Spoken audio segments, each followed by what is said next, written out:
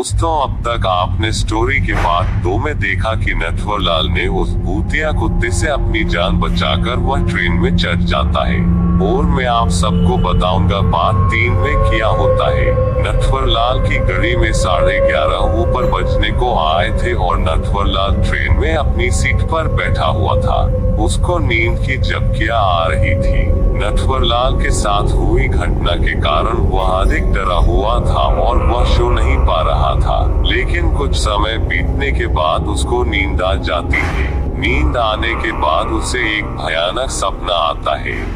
दोस्तों, सपने में तब डर लगता है जब अपने साथ कोई हकीकत में कोई भयंकर घटना घटी हो और वही घटना हमें सपने में दिखाई दे, और वो भी रियल लाइफ की तरह, जैसे कि हम किसी समय नींद में होते हैं और हमें नींद में सपना इतना रियल आ रहा होता है कि जो घटना अपने साथ घटी हो वही घटना साफ साफ हमें सपने में दिखाई देती है। नटवरलाल के साथ भी यही हुआ। उसे भी अभी कुछ ही समय पहले हुई घटना से रिलेटेड सपना आया। नटवरलाल ट्रेन में एक लंबी सीट पर सो रहा था कि उसे एक भयानक सपना आता है। सपने में उसे कुछ महसूस होता है कि उसके इर्द गिर्द कोई है। फिर उसके सपने में वही कुत्ता दिखाई देता है जो उसने उस प्लेटफॉर्म पर देखा था। नटवरलाल अंदर ही अंदर सपने में बहुत डर रहा था।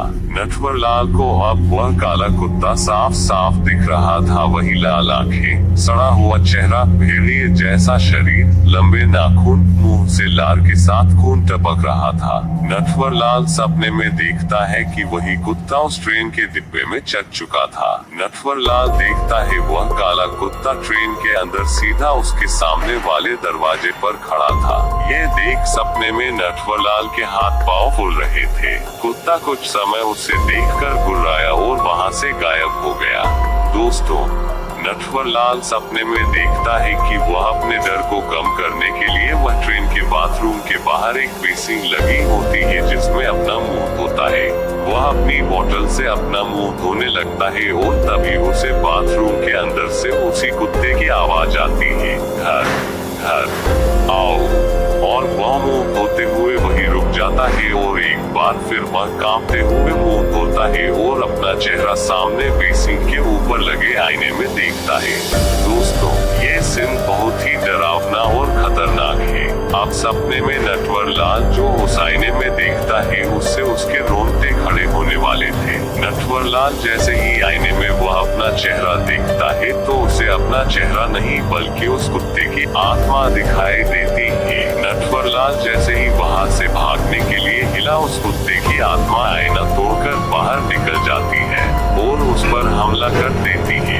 नटवरलाल ने सपने में अपने ऊपर हमला होते हुए देखकर वह जोर से चिल्लाया, बचाओ बचाओ बचाओ। ऐसा भयंकर दृश्य देखने के बाद उसकी नींद उड़ गई। वह तुरंत अपनी सीट से उठ गया।